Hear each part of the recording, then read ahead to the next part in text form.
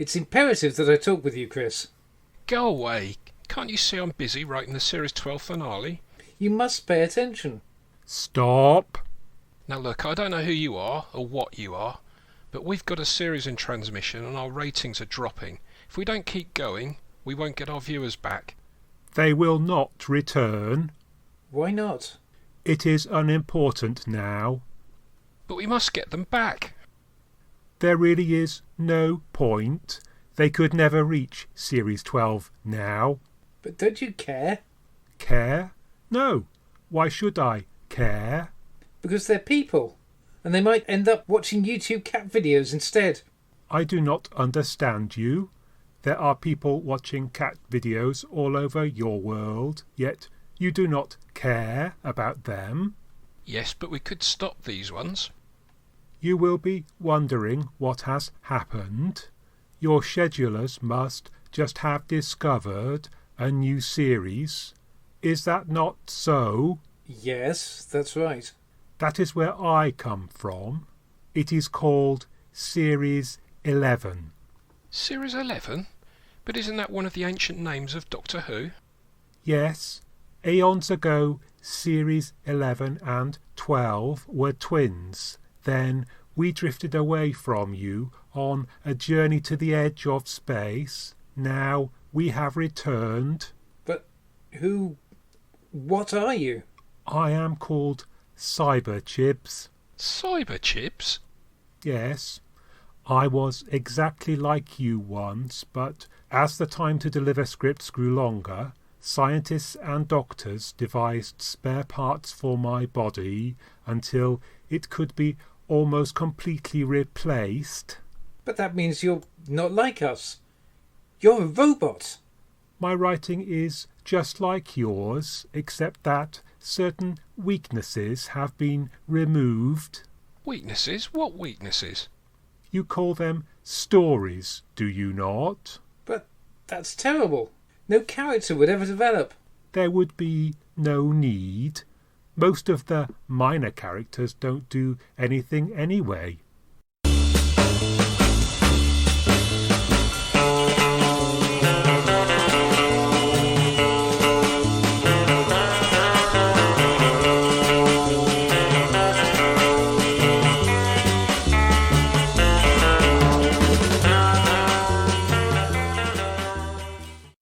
Hello once again, listeners, and welcome to Something Who episode 16, which is in our classic format, comparing the finale of Series 12, The Timeless Children, and First Doctor Swansong, The 10th Planet, if we can still call Hartnell the first after Sunday's episode. This week we surged to a remarkable number 12 in the Apple Podcast UK TV review chart, so thanks to those of you who helped us to rise to such heights. And as ever, if you like what we do, please let others know so they can find us too. Tonight I'm joined once more by Giles. Evening, Richard. Hello. And Simon. Hello, Richard. Hello, listeners. So first up, we're going to talk about The Timeless Children by Chris Chibnall, in which the Master, the Cybermen, the Doctor, her companions, and the last humans all end up in the ruins of Gallifrey, while the Matrix tells the Doctor what's really been going on all the time. So I watched Ascension of the Cybermen and this one back to back as a 2-hour movie. Ooh. And I thought, it's very visual and action-packed. And I guess the only question that I had is, what's it actually about? I mean, in the sense of, does it have a real theme to it, or is it a lot of set pieces and a lot of mythology that slowly unpacks? Anyway, we can maybe come to that as we go along, so maybe your initial thoughts on it. I thought, what's not to like about The Timeless Children, Richard? I always tell the listeners about my 10-minute rule. The episode has to grab my attention within the first 10 minutes, and this one took off seamlessly from where the last episode left off. I envy you, Richard, actually watching it as a 2-hour whole, because it needed to be watched together. We got to find out some more about the Doctor's past and the back history. I've no quibbles with that at all. That opens up all sorts of new storylines, and I have no problem with people being inventive with that sort of thing. I don't think it changes or ruins the history. I think Chris Chibnall's done a good job, and he's complemented the history there. We had some fascinating story arcs all the way through this series, which I think were nicely tied up. Mm-hmm. This was a fantastic action-packed story. We had another brilliant appearance by the Master, and he really came up with a grand scheme to destroy the Doctor and take over the universe. So, fantastic series finale. We had plenty of action, blasting Cybermen and some battles, and the Cybermen chasing people down. That was all very good. Ryan got stuck in, which was good to see. The special effects were dazzling. I complained about some of the clunkiness and it's a bit cheap, I thought, some of the previous episode, until it really got going. But the special effects in this one were top notch, and I thought it was excellent. Good, excellent. Giles? Yeah, I'm still trying to process it. I've not had a chance to rewatch it, unfortunately, which I kind of feel like maybe I need to. At the time, I found it pretty satisfying, I think. Yes, I know. I think part of it's... There's a certain sigh of relief that what they did with the canon stuff was all very well handled, in my opinion. The actual plot, quite how the plot and characterization hang together, I think I might need to take another look. I didn't find the as regular viewers may know, I was complaining about the lack of characterization of the guest cast last week. I didn't find that so grating this time, whether that was just because they didn't have so much to they didn't actually have all that many character moments. They just mostly had to run around in a bit of a fight for survival, so that was probably good. Sacha Darwin turning up as the Master obviously elevated things a lot anyway, so he's always good quality. So yes, a thumbs up in general from me. But I'm not quite sure how much of the plot is actually going to hang together on further viewings. Yeah, so that's an interesting question. I mean, I think when I first watched it, there are a number of things that kind of niggled slightly in the plot, but I mean, as I've thought about it over the couple of days since then, I think most of those things have kind of sorted themselves out in my head. I don't think in the end that there are any sort of egregious rough edges that are worrying me right now. So I suppose the other thing for me was that I liked the ambition of the story. I mean, one of the things that we complained about last year was a bunch of very kind of cardboardy stories that, with no flavour, no texture, a bit tedious. And this was a really strong attempt across the whole season, really, to tell a story from start to finish of an epic scale.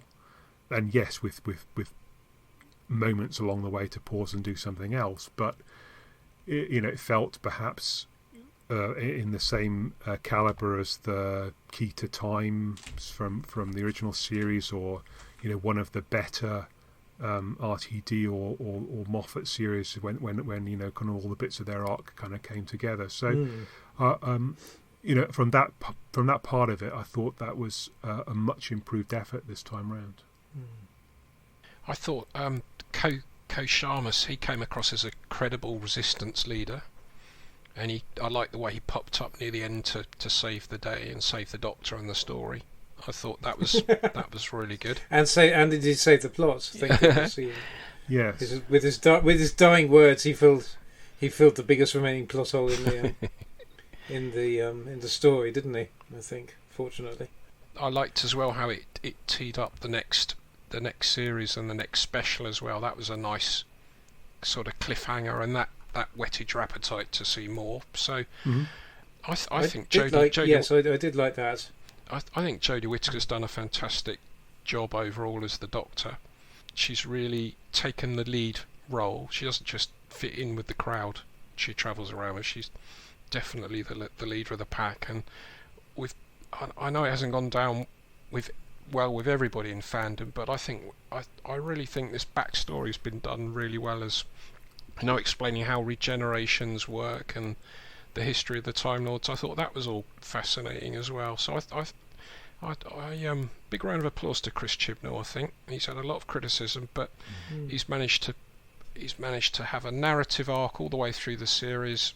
We've had far more thrills in this series, and the finale ended literally with a huge bang as well. So I feel satisfied. I wasn't sure where it was going to go after we reviewed last week's episode, but I feel satisfied. I think that was a really good finale.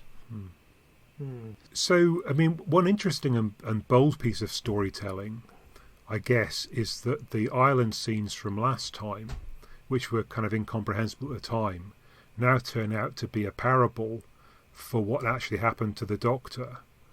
And so, if you sort of follow the scenes in the life of Brendan through, and then with the sort of voiceover from the Matrix, you can sort of see parallels in both stories, and it's not unlike maybe a passage from the Bible in that regard.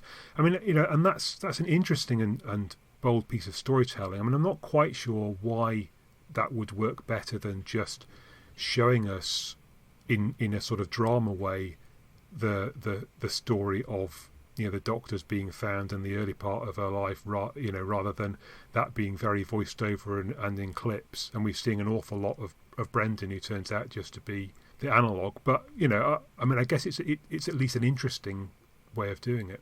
We were joking around about Netflix earlier. As I was sitting watching all that Division backstory, I thought that this is screaming of spin-offs. I was just going to say, with regard to the whole, and there were lines that implied when the Master is talking Jodie through everything, talking the Doctor through everything. There were lines that implied that this is a vision that she has been having or been plagued by. Right. Okay. I believe, weren't there? She refers to having seen things in Ireland, although strangely the subtitles kept on saying Island rather than ISLAND rather than Ireland. But there was an implication, I thought, that the Doctor is actually having these visions. Right. Which didn't appear to be there in the... Well, and certainly, yes, definitely, because the Master even refers to, I think, queries whether or not it's something that was left by Tecteun as a clue to what happened in her past. So yes, I mean, that was certainly something we didn't get the impression last week, that this was, this just seemed to be a completely strange parallel story rather than something that the Doctor was having been troubled by flashes of this weird story. And I don't know whether, if you were rewatching Ascension this week, Richard, whether or not whether you noticed any hints of that. But no, I didn't. I mean, of course, because I watched them in order, I didn't get to see Ascension after having had that kind of revelation in the second one. Yes, yeah. But nonetheless, it still just appeared to be a perfectly bog standard story, that was interleaved between the other parts. Again, I may have missed some things that were in there. But it's interesting. I mean, I think the funny thing is that rather marvellously they picked up on this is basically, and I didn't find it, although I was kind of nodding along to the developments, but in the way that fans do, having botched together pieces of lore and so on and joined the dots of what's been told to us in the past by multiple writers. A lot of it was very pleasingly consistent with what we've already figured out. I mean, we always knew that the Time Lords were a class apart from, and that there was an assumption that not everyone on Gallifrey was a Time Lord, and that the Shobogans that we saw in Invasion of Time didn't have regeneration ability or anything like that, and the people that dwelled outside the capital.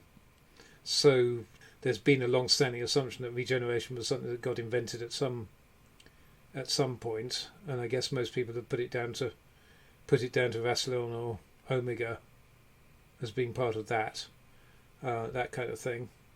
So that kind of all made sense. And then there's the Cartmel master plan stuff, which I mean I know is was an abortive attempt at doing some of this stuff, but the hints were still there back in season 25, 26 about these things. And it's rather wonderful that Chibnall has come up with what he's done, has actually retroactively validated a lot of that stuff that had been kind of swept under the carpet. I mean, who knows? It might even end up validating McGann's half-human comments at some point in the future. But depending on where they go with it, although whether how you justify him suddenly becoming aware of that in that particular regeneration. But yes, I think it was very very well handled. Yeah, I mean, so I quite like the the thought that's gone into the retcon. My only quibble with it really is that on face value it appears to be throwing away Gallifrey, the Time Lords, the Master and the Cybermen in order to give us the conclusion. Now, I mean, it may well be that the Master had a handy kind of escape chamber before the button was finally pressed and took some Cybermen with him, but it seems like Gallifrey actually being destroyed is still quite a high cost to sort of sort out that particular gap in the law. But anyway, I mean that's Chris Chibnall's storytelling choice, and there may still be a reason for that, and something Who fans will remember that we spent a minute or two going through the number of times that Gallifrey's been there and back a few episodes ago, so we wouldn't surprise us greatly if it returned at some point. Yes, who knows? Although that seemed to be a fairly finalish ending. The only thing that I was, there were so many nice little touches of lore that I hope. I know I find it's very hard to judge from the inside as a fan about quite how much of that, how well that was explained for the benefit of the mythical casual viewer in terms of someone who's absolutely not steeped in everything. It felt like it was all pretty well spelt out as we went along, but there were lots of nice little touches of references to stuff all the way along, Deadly Assassin and so on. The only thing I didn't I kind of expected, although since they had set up the death particle, I suddenly thought, oh yes, sorry, that Chekhov's death particle. Yeah, Chekhov's death particle has been set up already, so I thought, oh yeah, of course they've got to use that, because I was fully expecting that that the solution was going to be the Eye of Harmony.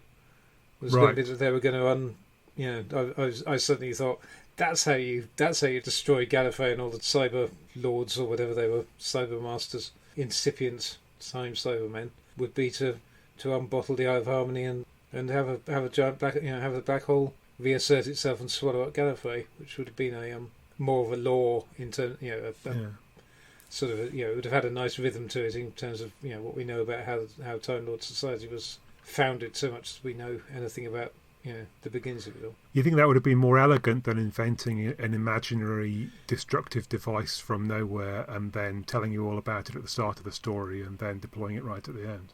Well, I think I suppose the problem is that from an internal point of view, from a purely script writing point of view, I guess the same problem would have happened, that you'd have had to explain that and the Eye of Harmony, although it would have made sense to long-term fans, would still, from the point of view of the general viewership, have been a MacGuffin being invented in the third act in order to resolve the plot.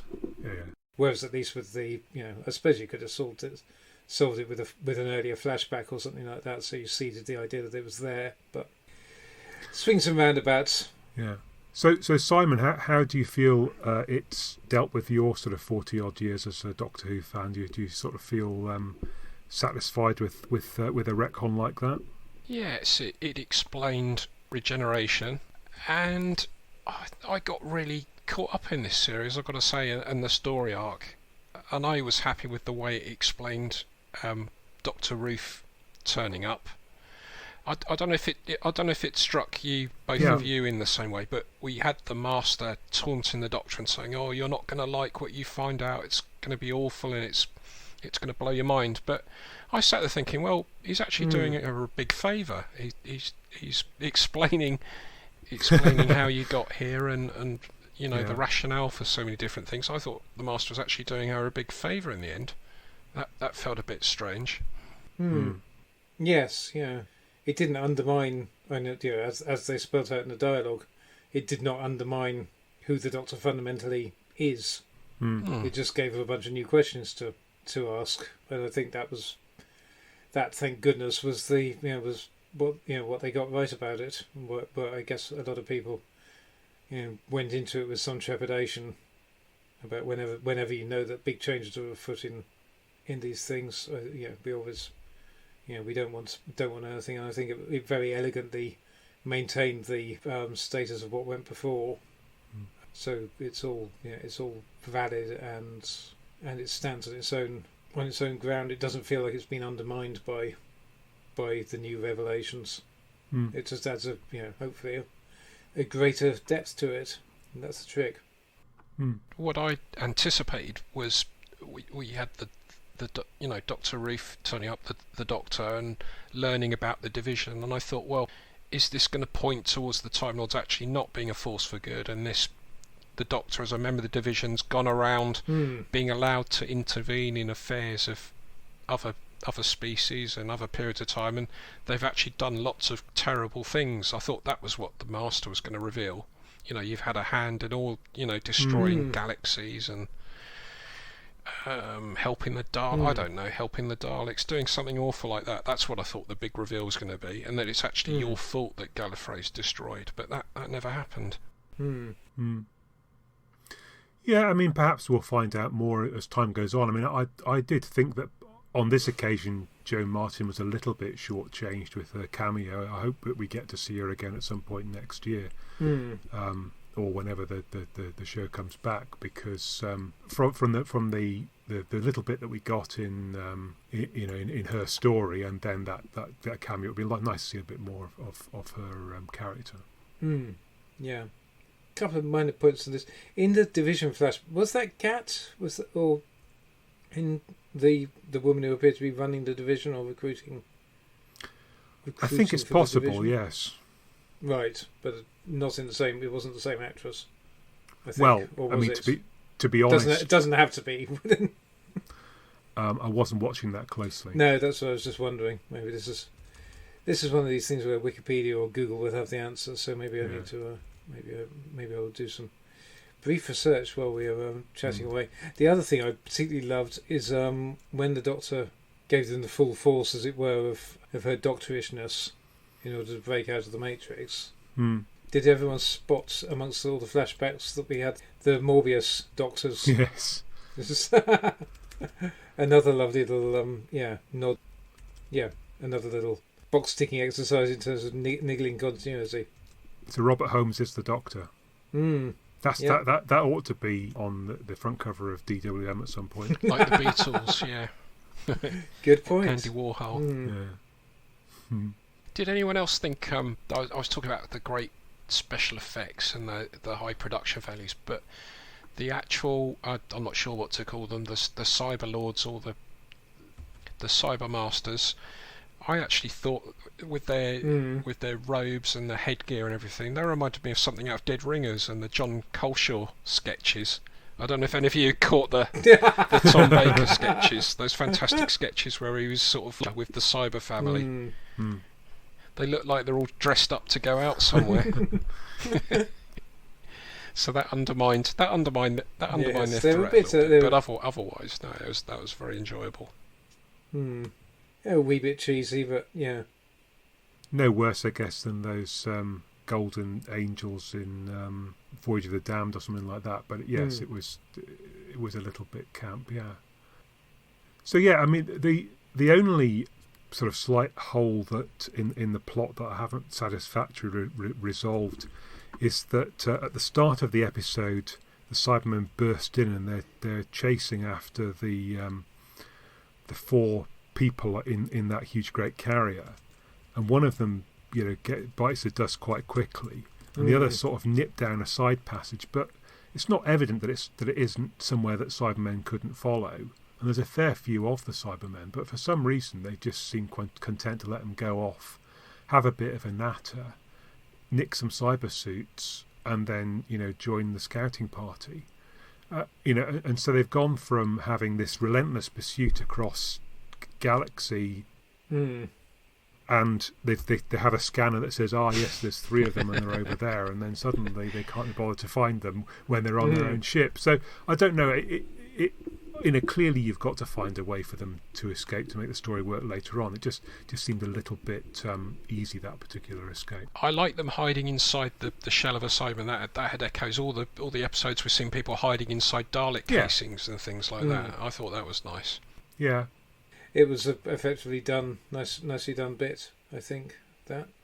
So you've got this sort of warring thing going on, at least until in the early part of the episode, between the lone Cyberman, the Siberian that's in him, and the rest of the Cybermen. And it feels like the Master's able to appeal to the sort of not quite cyber thing within the lone Cyberman to sort of join him as part of his scheme, because the scheme doesn't feel like it's a natural fit for the Cybermen to join the Master and get regeneration. I mean, maybe they might go for it, maybe they might not. But given that they have all the aces and he's just a single person, he didn't. He's got the Zapper thing, but I don't know how powerful that is. They sort of give up quite a lot of their advantage to sort of go alongside him. But maybe that's because it's the influence of the lone Cyberman. And as for the Siberian, it's kind of less clear what its goal is to me. But maybe you found something, one of you, that explains that a bit better. I thought the lone Cyberman was a bit harshly treated in the final. And I think the whole ascension of the Cybermen thing made sense as a title in retrospect. But I kind of thought his falling victim to the Master's tissue compression eliminator was a bit of a throwaway gag, a bit of a shame for an end to the character. I would have liked to have found out a bit more about his motivation and quite why he was so.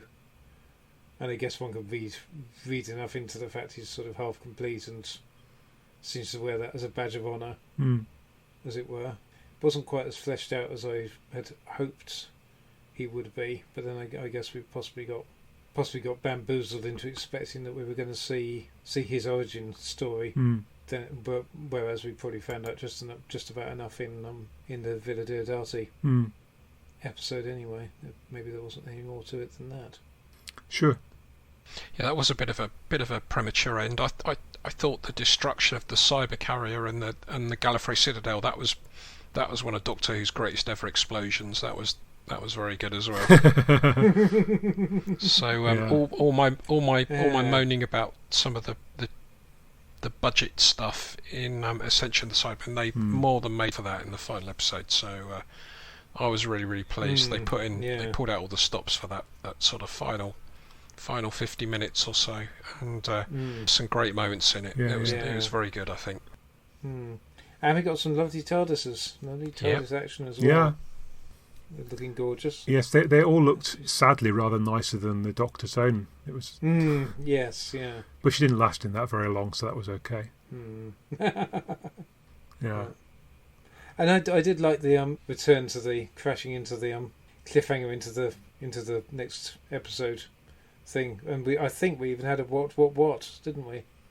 Yes, it was. Spread out over about 3 different incidents, but it was there. That was quite a nice little nod, and completely unexpected, because obviously, I guess we knew they were going to be Daleks at Christmas. So what I didn't expect was for the Dradoon to suddenly turn up and arrest her.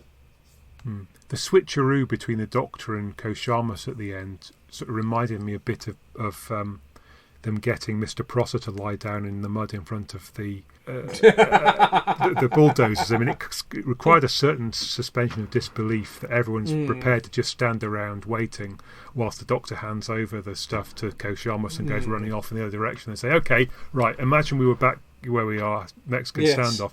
But, I guess if you're prepared to accept that, then it kind of works okay.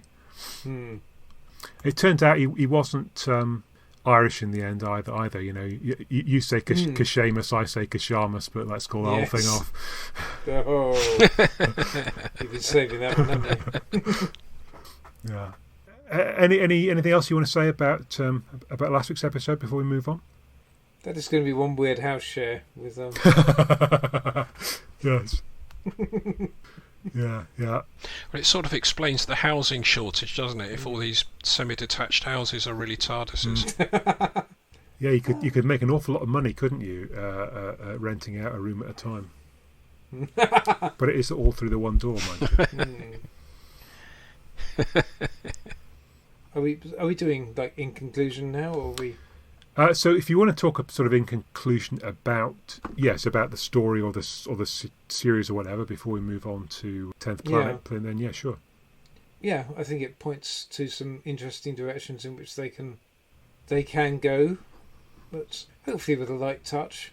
Well, we wait and see, and in some ways it's the repeat of, well, we will wait and see whether or not, because the 50th anniversary appeared to set up a whole load of stuff back then that was going to be like, this could run and run for years. Yeah, and as an underlying theme, and have some nice tantalising hints dropped and so on.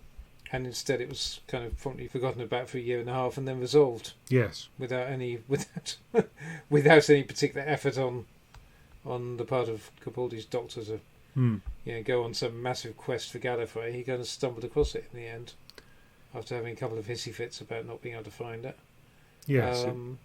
Well, yeah. I mean, it was the Odyssey without the journey, wasn't it? I mean, he took him 3 billion years to chisel through the diamond, but he didn't have to go very far.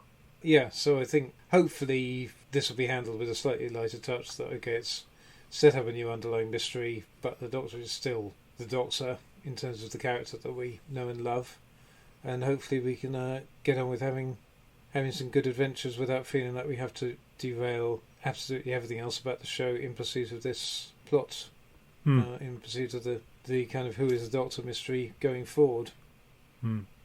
Although it presents some interesting possibilities there, I guess. Simon? Yep, nicely summed up there by Giles. I don't think derailed too much. I think it's whetted my appetite to find out more about what went on under the auspices of the division, and Dr. Ruth is still a bit of a mystery as well. So my appetite's well and truly whetted for the next series and more reveals, I think.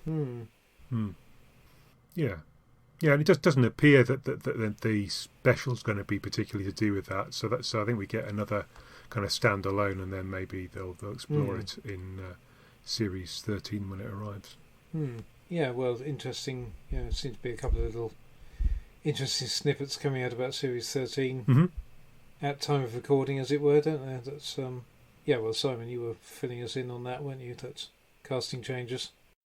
Yeah, the casting changes are all over the press today, so I don't think they're major spoilers. But Bradley Walsh has announced that he's leaving after the Christmas special because the scheduling is pretty full on. He's in his 60th year and he's finding it hard, so he's saying goodbye. And Tosin Cole, Ryan, has got a part in a big American TV show, so he can ditch the Sheffield accent for good. Let's see whether his acting is any better with an American accent. Yeah, and hopefully for him, because I'm sure he's a nice guy away from the show and everything, and he comes across as a nice guy as well in Doctor Who. To be fair to him, I hope he goes on to greater and better things and goes on to have a great career. So that's good news for him as well. Yeah. And Mandeep appears to be staying, I presume. Yeah. Therefore, So thankfully they've held on to the one with the most character development. Still to do.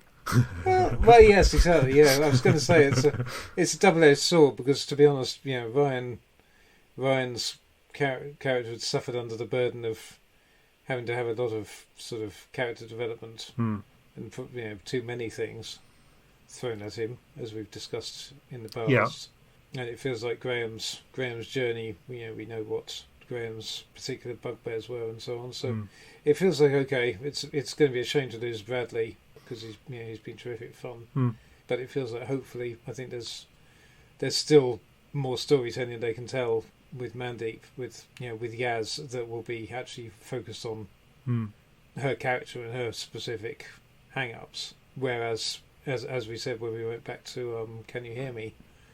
For that one, they wisely, instead of giving Ryan further demons to fight, they mainly made it about his mate, instead. Yeah. So I think there's still more that can be done with Yaz, and hopefully they will just pair her up with one other male companion, I guess. Yeah. Maybe Barrowman will come back. There's a thought. Well, indeed.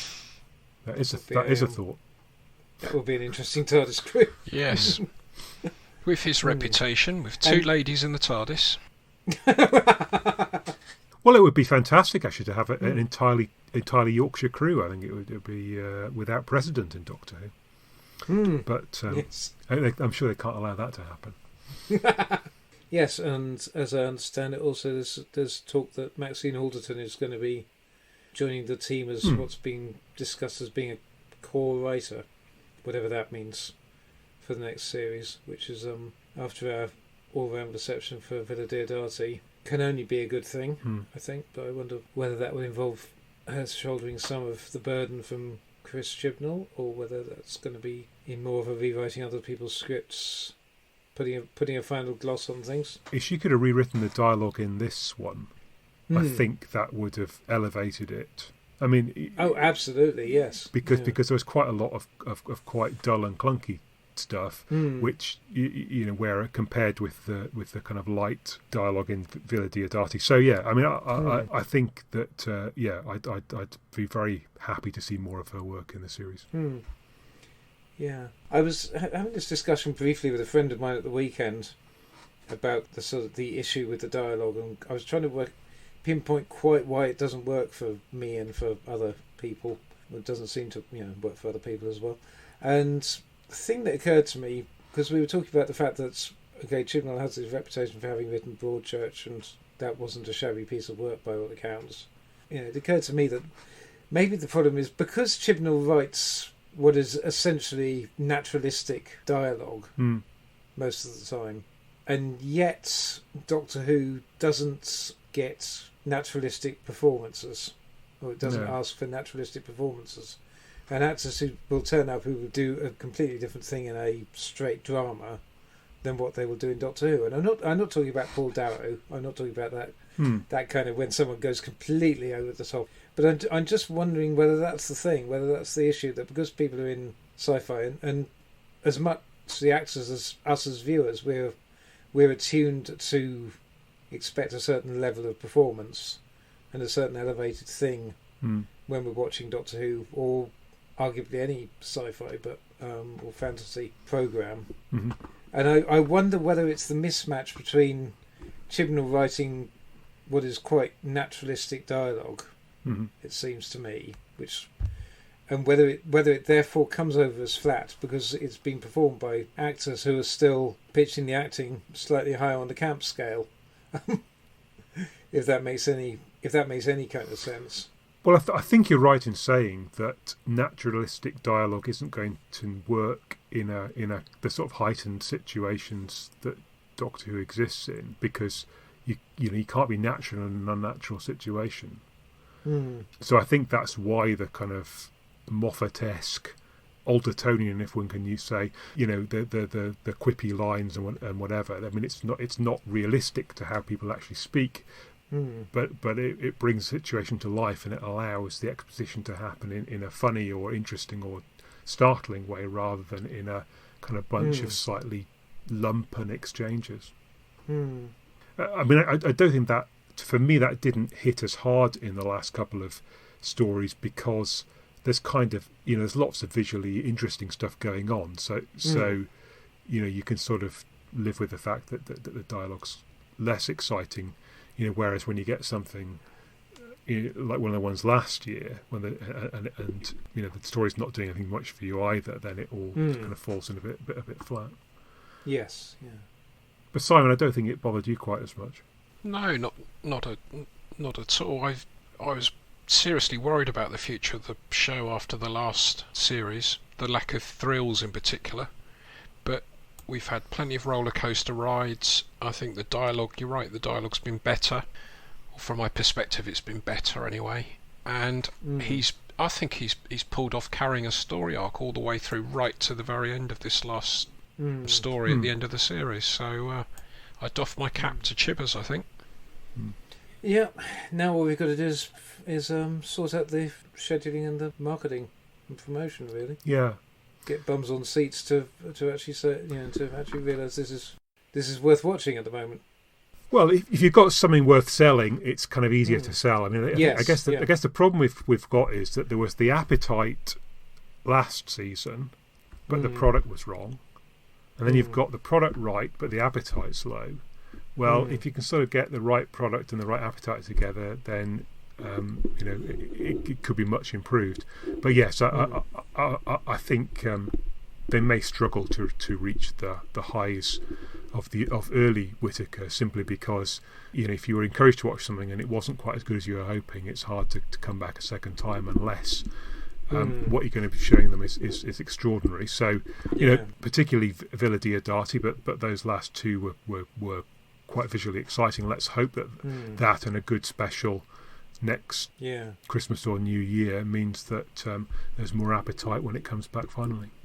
And I think we need possibly one solution would be to get a casting kill on the level of Catherine Tate for the new companion. Yeah, true. Get someone who'll bring their own audience with them to watch it, or at least give it a try and then be impressed. If I'm honest as well, from a personal perspective, this is slightly out of scope for this podcast, but my attention from 2013 onwards was expecting all these hordes of missing episodes to return every week, and then I got caught up watching each new episode, looking for a clue that the faceless ones had been recovered or something, and I wasn't watching it and enjoying it properly for what it was. So I've got my attention locked again on this as a program I love, and I'm very pleased to say this last series has been good.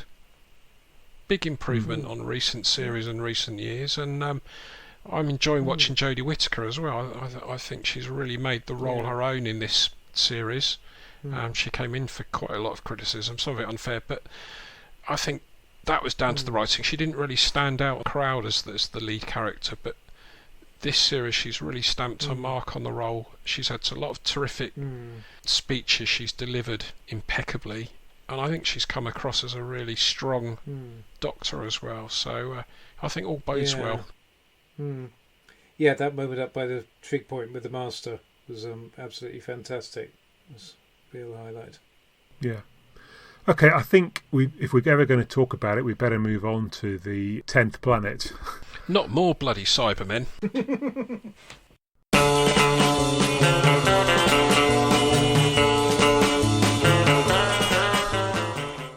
Now, you must let us try and get in touch with our audience. I told you it is impossible for them to get back now. The pull of Netflix is too strong. But you must let us try. Please. It is a foregone conclusion. You are wasting time. However, if you wish to contact them, I have no objection. Look at the viewing figures now. It's accelerating. Can't we do anything to stop them? They're beyond escape velocity now. They can't possibly re-enter. I'm afraid the overnights just dropped below 4 million. Now perhaps you can see that your series is in great and imminent danger. What about those poor viewers? Perhaps you will cooperate. Netflix drew them away. It was unavoidable. What's happening? The energy of Series 11 is nearly exhausted, and now we turn to its twin, and we'll gather energy from Series 12. Gather energy? But for how long? Until it is all gone. But that means that Series 12 will die. Yes, everything on Series 12 will stop. But you can't calmly stand there and tell me I'm going to stop writing. You are not going to stop writing. How are we going to survive?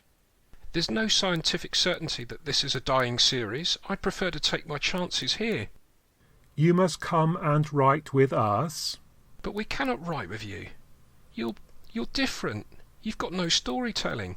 Storytelling? I do not understand that word. Storytelling. Plot. Theme. Character development. Arc. Have you no storytelling, sir? Come to Series 11 and you will have no need of storytelling. You will become like us. Like you? We have initial public goodwill, high ratings and a good press. Do you prefer to die in misery? But look, surely it's possible for us not to lose our viewers week after week. It is inevitable. Then you really don't mind if my series dies? Why should I mind? Because millions and millions of people will be forced to watch Dancing on Ice. They're going to suffer horribly. I shall not be affected. Don't you think of anything except yourself? I am equipped to survive. I am only interested in survival. Anything else is of no importance. Your series' death will not affect me. But I can't make you understand. You're condemning Doctor Who to die. Have you no heart? No, that is one of the weaknesses that I have removed.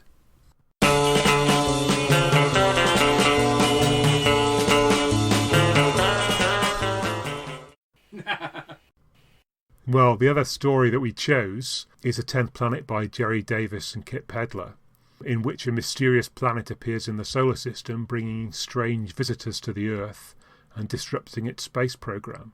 There are, I guess, more common themes to what we've just been talking about than the Cybermen, but certainly one of the key reasons for discussing this one is it's the debut story for the Cybermen, and perhaps that's a point of comparison. Who wants to have to kick off with some thought about the 10th Planet? Looking back at this, I was thinking, oh boy, this is going to look dated, having just watched Ascension of the Cybermen, but not at all. It had a nice contemporary feel. Much of the Hartnells, it was sort of intermittent historicals followed by a fantasy adventure far away in space and time. But although the 10th Planet's set in 1986, which was in the far-flung era of 20 years on from when the episode was actually filmed, I didn't think this felt too dated. Sitting there watching it with the snow-capped base and everything, I thought it was thoroughly gripping, and even without the Cybermen, the whole story of the capsule getting into jeopardy because of the gravitational pull of a new planet, even without Cybermen, I think that was so well done. That would have been gripping. Would the Cybermen compare favourably in the 10th Planet with what we see now? Well, actually they did, because I think Cybermen look never more frightening than when you can actually see them as sort of semi-human. And you can see they've been converted. They're like you and I, but with all the emotions stripped away and augmented strength and everything. And I thought they were terrific. I love those scenes where they march across the snow relentlessly and karate chop the men trying to break into the soldiers trying to break into the TARDIS, and then they steal into the base unnoticed and pull off their parkas, and that's just terrific stuff. It's really classic stuff, and that was a nice era, although it was Hartnell's latter years. That was a really nice era where they tried to give it a more contemporary feel with the war machines and then the 10th Planet slightly in the future. It has a nice grounded 60s feel, so I like those sort of stories, and I thoroughly enjoyed it. Even the animated episode 4, that was fantastic. Planet 55 did a terrific job with that. It's a sign of a good story and a good animation job. It just segues nicely from the last existing episode 3, straight into that episode 4, and it held my attention all the way through to the end. And I'm a huge Ben and Polly fan as well, so it's lovely seeing them. Ben got far more to do because unfortunately poor old William Hartnell wasn't very well at all by the time this was filmed, so Ben got a lot more to do. So we're lucky to be able to see that much of Ben and Polly in this episode as well. So over to you, Giles. Oh, well, yes, I really enjoyed going back to this. And it was first time in a while, first time since the DVD came out, so I guess that was 5 years ago. Or, God, 7 years ago now. That's shocking. It was interesting looking at it from this point of view, because one thing that struck me was the Cybermen aren't in it much. No. It's interesting that they're the catalyst. The arrival of Mondas is the catalyst for everything that happens. But aside from the 2 incursions into the base in episodes 2 and 4, really, episode 1 is, as you say, really focused on the astronauts and the space capsule.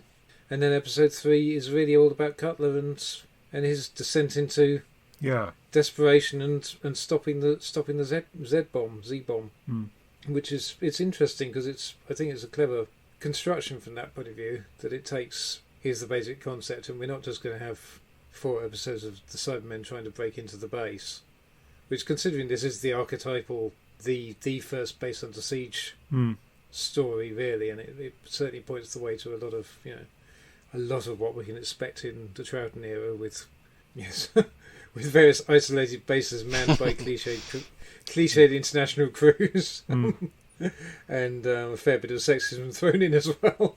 Yeah. Polly making the tea and coffee. Exactly. Yes. Yeah. But it's remarkable, for the first of its kind. It's doing interesting. It doesn't just rely on that, and it takes the core concept and says, okay, here's some interesting plots that arise as kind of mini adventures or mini stories that arise out of this basic conceit. Yes. It's funny what you said, Giles. It's absolutely spot on about the Cybermen not being it that much, but the most brutal act in the whole story is when Cutler cops hold of Ben when Ben's trying to sabotage the Z-bomb. And Cutler yanks poor old Ben backwards over a railing onto his head, presumably on a steel floor, and that was really, he didn't just pull a gun on him or something, he just yanked him over. That was really brutal. Poor old Michael Craze as well. The backstory was he'd had an operation to remove a chip in his nose, and the operation nearly killed him because it burst a blood vessel. Oh, God. And there he was on a set having to inhale, artificial snow and do all those action scenes as well. So that was particularly admirable. And if that was a stuntman, that was done really seamlessly. But my God, that made me wince when I watched it. You were talking about the base under siege thing and how it sort of looks forward to Troughton. I think it also looks back to the Hartnell story, The Ark, because in that story you've got the security kitchen, and here you've got the security control room and also the security projection room. Yes. They don't seem to actually have anywhere to put prisoners, but it seems slightly odd that they decide to stick their prisoners right in the middle of all the action. But I mean, how convenient for what follows, so we won't carp too much. Yes. That projection room made me chuckle. Yes, I'm going to have to dig out the Target novel. I remember I loved the Target novel. That was, I mean, they're not exactly War and Peace, are they, Target novels? But that was one I devoured as soon as I bought it. And I seem to remember in the projection room that the film Ben watches is a James Bond film in the Target novel. Oh, possibly. I'm going to have to dig that out. Jerry and look Davis, at that. isn't it? Yeah. I was wondering what it was in what we actually see on the screen. So I mean, in going back to your point, Giles, about how the Cybermen aren't often in it, I think one might make a similar comment about last week's episode, that in the end the Cybermen don't do an awful lot. They're a threat, and they're a constant threat, but they're a threat slightly off camera, and it's the same really in this one. It's more about what they could do than what they actually do during the course of the story. Yes, yeah, that's a good point. Interestingly, in this one, the Cybermen can't change anything. In fact, not only can the Cybermen not change anything, the Doctor can't change anything either. And in fact, it's another Chekhov's gun, in that the Doctor says at the start of episode 2, well, it's going to keep drawing the energy until it explodes. And essentially then all you have to do is wait until the end of episode 4 when it draws too much energy and it explodes, as he predicted back in episode 2. Yes. And whatever the Cybermen do and whatever the Doctor did, and to some extent whatever the humans do, is just kind of waiting for that to happen. Now, of course, there's always the danger that, particularly for the astronauts, but also I suppose for the people all around the world, that there may not be long enough before terrible things befall them, but thankfully, I guess they managed to do enough so that when that moment arrives, they're all still okay. Well, that whole plot with with sabotaging the Z bomb I think they state that pretty much explicitly there, that they need to just stop it and wait for nature to take its course, as the Doctor has predicted. I mean, you mentioned the 2 assaults on the base. I mean, in fact, there are 4 assaults on the base. So there's the first time that they sneak in, which sort of seems reasonable. The second time they use the 3 weapons that they've got, the soldiers to fire off to fight off a bunch of maybe 10 or 12 Cybermen.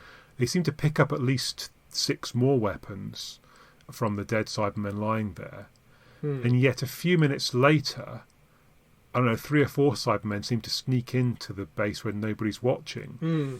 But I mean, admittedly, while Cutler's having a meltdown, and perhaps that's a good example of how a base falls apart when the command loses sight of what's important and starts going a bit mad. So maybe he hasn't set the necessary sentries up, and that allows the Cybermen to come in. But that's interesting. And then there's a 4th time, right at the very end, with the fantastically labelled Cyberman. What's his name? Shav, apparently. Shav. Okay. Yes. So the Cybermen in this are Krail, the first leader. The second leader is called Krang.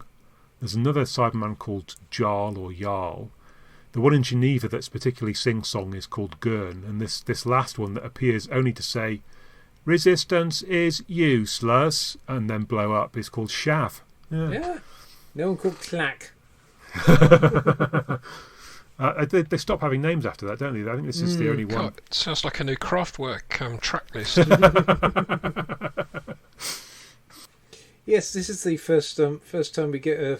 I'm trying to think what happens to the War Machines, but I'm pretty sure this is the first time we get a global invasion storyline as well. Yes, where we have the it's hundreds of ships landing all over the planet, as represented by a Cyberman walking into one room in Geneva. It's got its failings from a staging point of view, as but you just have to take them up with the smooth. But yes, of course, this is Derek Martinus directing this one, and you can tell because it's quite dynamic, I think, compared to a lot of the stuff. You have quite a bit of moving camera stuff that's going on, and I think that, especially I sort of noticed it in the Geneva elements. They obviously had it set up so they kind of track the camera around the set, which is lucky because it's the Geneva stuff is otherwise quite silly at times, and like the staging of the Cybermen's first appearance is brilliantly done. I think the whole ambush on the crew trying to get into the TARDIS. I think when you've got a studio-bound 1960s show in black and white, you can't do an awful lot more than what they do with this. So but yes, you're right in saying that it does sometimes show, and the Geneva bit is a cipher for the rest of the world for sure. And the space capsule works quite well because actually a cramped studio stands in quite well for a cramped space capsule.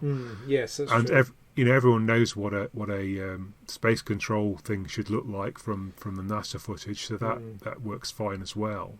And actually, the filming outside the base, they've got a nice large stage on which that happens, so it does give the Cybermen a chance to sort of wander in from at least middle distance, rather than the kind of terrible time flight scenario where you're almost bumping into the camera before you start moving towards it. Yes, yeah. The opening shots of the episode are really nice as well. I mean, they just use stock footage of somewhere cold and snowing, and I mean, you sorry guys, I probably bore you tears with my quibbles each week about, well, if the current series Doctor Who can't convince me that they're really in the Maldives or Hong Kong, then I'm not going to suspend disbelief for the rest of it. But 10th Planet is so effective. They just use a bit of stock footage, and the acting and the story's so good, you don't mind that it's studio bound and it creaks here and there. You're totally sucked into it. It's like going to the theatre. When the acting and the production's so good, you don't mind that it's just a stage. Oh yes, yeah. And they make the absolute most of it. So what you're saying, Simon, is would it have killed them to show a lemur from a wildlife documentary? Yes.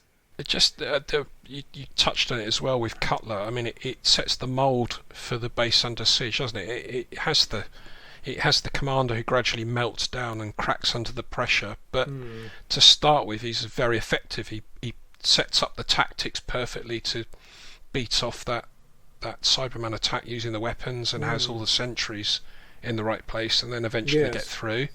You have the plucky number 2 Barclay, who steps in to save the day and help save the planet. Great. Yes, he's really good. And then you always have the cowardly, I can't remember the character's name, but there's the cowardly Weasley one who wants to surrender and Dyson, I think. give in, and Dyson tells in Ben this case, tells Ben not to take any chances. You've got all that supporting cast, the sentries, I can't remember all their names, Tito and the sergeant and so on. It's just fantastic character development. So I just love the way it's put on like a theatre production, all those old Hartnells and a lot of the Troutons as well. And that's why they stand the test of time, I think, because they're so well produced and put together. I think Hartnell's quite good in episodes 1 and 2 as well.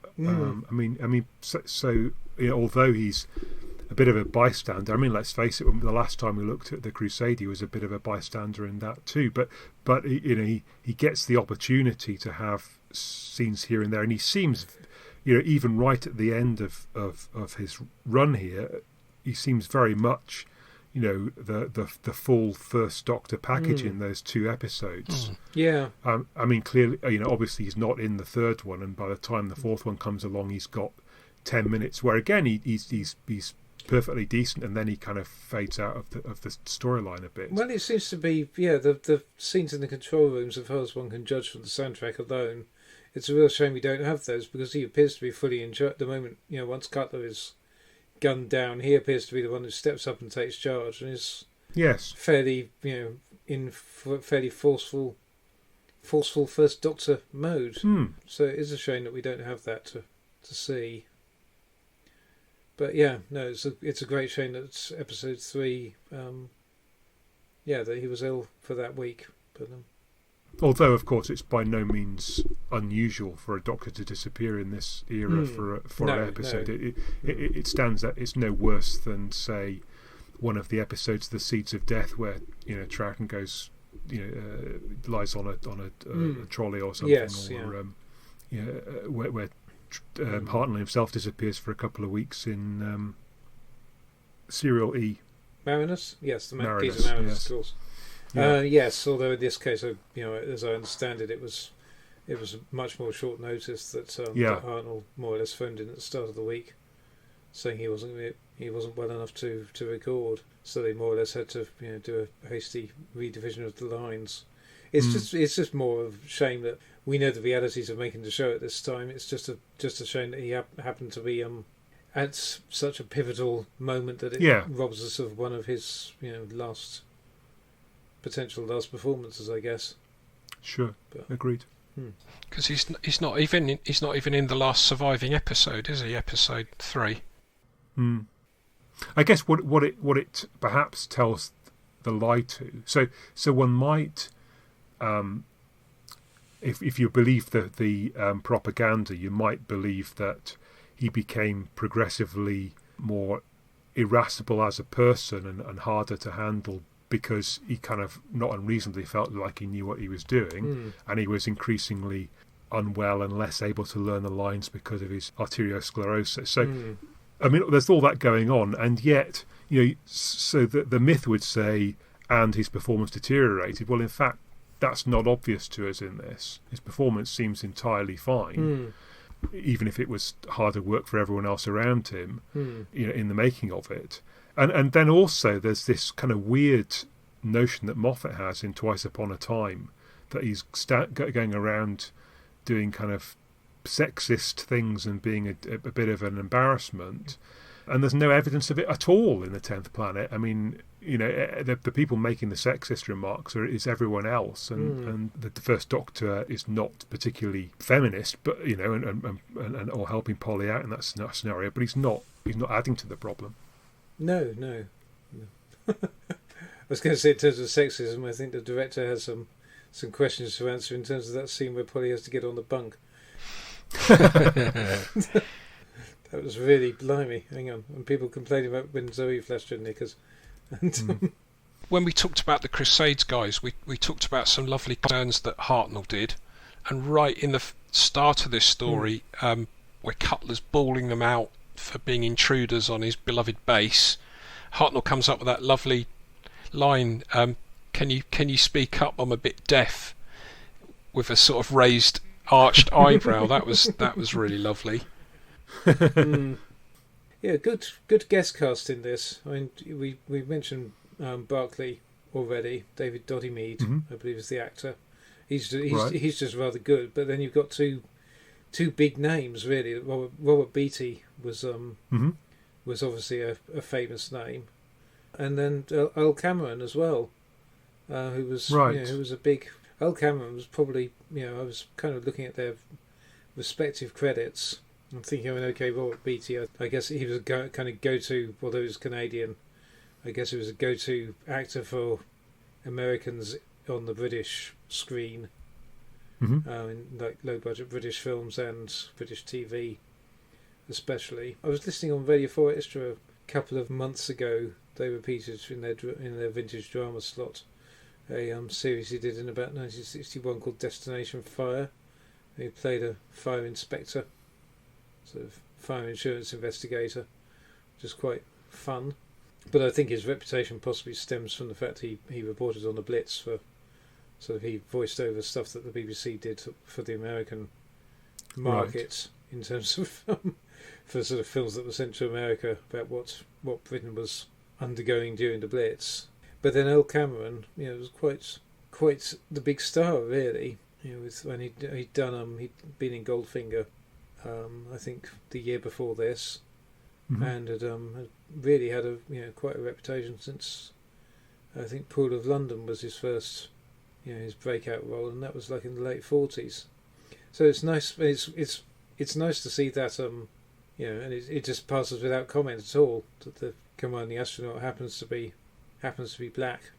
And it's I think it's possibly, given how, without wishing to open a can of worms, given how problematic some of the other parts in 60s Doctor Who that are available for black actors and so on, or how problematic they can be seen. It's nice to it's a good strong role, and it kind of passes without comment. It's just taken for granted.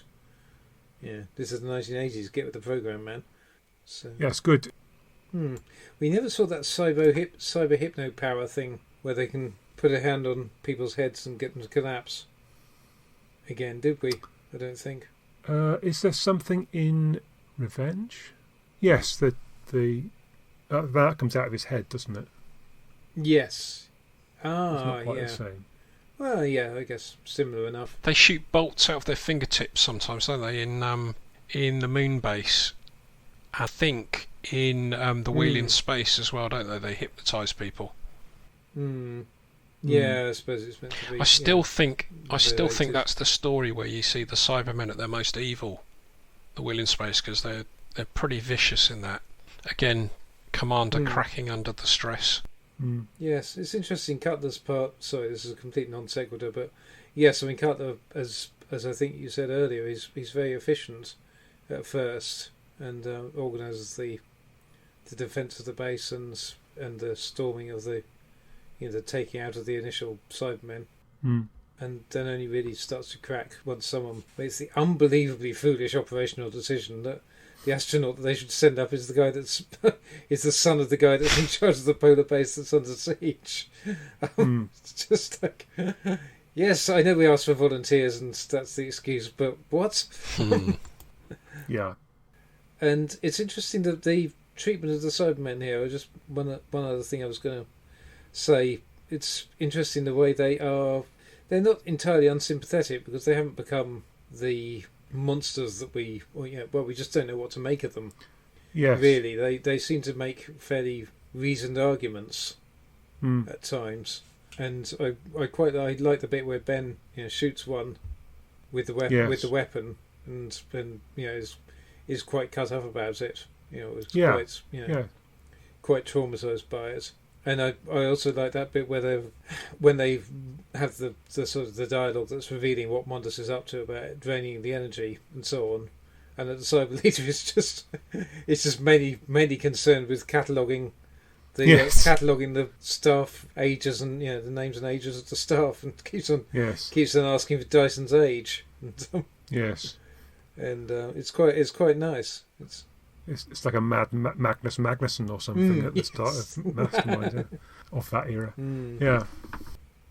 Yes, I think you're right. And they are clearly more a bunch of people, but altered rather than a race of robots, which they, when they're handled less sensitively, they sometimes become. Often by the same authors. It should be said. Indeed.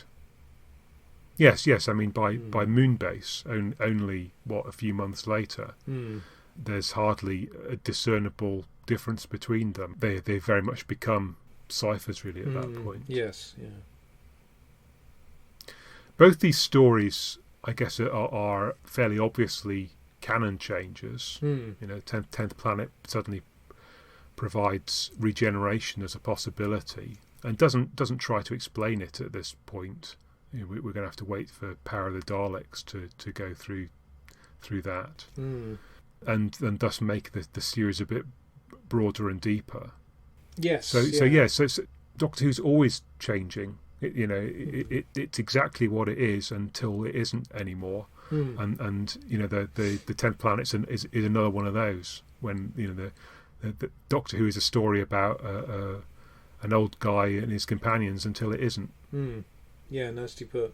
Yeah, which is the strength of the series and the reason it's still going, I guess. 56 years on, 57 years. I've already, I guess, discussed the fact that you've got a Chekhov's gun in both cases, and the Doctor also is not really the agent in either of these two stories either. In both cases, the Doctor is fairly helpless. In Hartnell's case, he's in the control room, but he can't really do very much. In Whittaker's case, she is, literally paralysed for a large chunk of it, and then when she isn't, she's not necessarily able to do much. And when she does get the chance, I suppose, of agency right towards the end, that then becomes a plot point, and she does pull back from it. But for much of the episode, she's in the same position that Hartnell is in the 10th Planet. True, interesting point. And my last and fatuous, I suppose, similarity is that in both cases you get unexpected survivals. I think everyone expected that one or more of the Doctor's companions was going to cop it in Timeless Children, and Terry Cutler appears to disappear off the radar in 10th Planet, course, but amazingly both of them seem to survive intact at the end. Yes, good point. Anything else either of you want to say about these two stories? No, that was a lovely summation by Richard. It was just fascinating to see how, from their first appearance to their latest, the Cybermen have evolved, but they still offer that same inhuman threat. Again, the great shame, perhaps, with the Timeless Children was how easy the lone Cyberman was killed off, because he was probably the very latest evolution of the Cybermen. It would have been interesting to see how if they'd have allowed him to live longer into the episode, how he could have confronted the Master at the end. That would have been a really good finale. I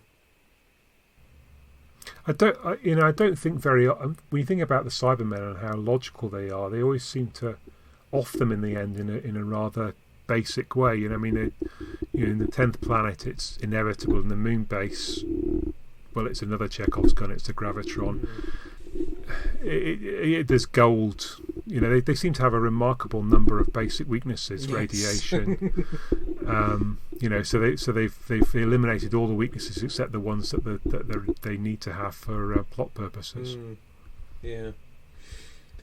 Yes, it's a bit of a shame with the Timeless Children, as you were saying, Simon. But I guess it's the trade-off of really the Cybermen sort of function. Most of them function as foot soldiers for a spokesperson, and in that case, it was a fairly straightforward exchange of the lone Cyberman being eliminated and the Master taking over as that spokesperson. So then the Cybermen really faded into the background, except as a potential fate for the Gallifreyans and an unstoppable army for the Master to wield, which is fair enough for the purposes of that plot, but it possibly does the Cybermen a bit of a disservice, and the lone Cyberman in particular, who I think would have been, might have had more to say, but it is what it is, and I think generally it hung together pretty well. There's a great Cyberman story out there somewhere, and one day we'll have it on telly. Well, it's funny that they are the archetypal monsters that seem to. And we were talking about Villa Diodati, but say, well, is this the best the Cybermen have ever been? Actually, and the most consistently thought through story involving them. Okay, well, look, thanks to both of you for your thoughts on both of those stories and on the conclusion to Series 12, and that brief look ahead to what might lie beyond for the Doctor. So, and thanks to all of our listeners for bearing through what's probably a relatively long episode. We, having now come to the end of Series 12, have the opportunity to pick and choose some stories to look at. I mean, certainly we're going to be interested in the Faceless Ones that's coming out as an animation in the next few weeks. We're still threatening to take an interest in the recent colorization of Dalek Master Plan Episode 2, and I'm expecting that to feature in one of our upcoming episodes. But yeah, we won't be coming to you probably quite as frequently as we have over the last few weeks, but we still plan to come over the next few months with a variety of stories from the deep past and the not so distant past. And I think our format will continue to bring entertainment and a little bit of interest along the way. So thanks, Simon, and thanks, Giles, and we look forward to being with you again sometime soon. Yep, amen to that. Thank you both. Absolutely. Look forward to doing the next one, but it's going to be nice to have a little bit of time to regroup first. Yeah, okay. Nice to a treadmill. Yes, and thanks everyone for listening and helping us build our numbers. Cheers.